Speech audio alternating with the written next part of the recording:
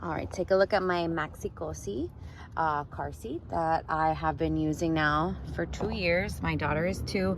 I still have her in the rear facing position, which is because she is still comfortable in this position in this car. You can see that this is highly padded. She falls asleep very easily in it, and her head is supported whenever she does, which I really love. I love that she has these little cup holders, which does lead to some spillage, as you can see some staining there, but it actually, you know, helps keep them calm if they have some drinks or snacks back here.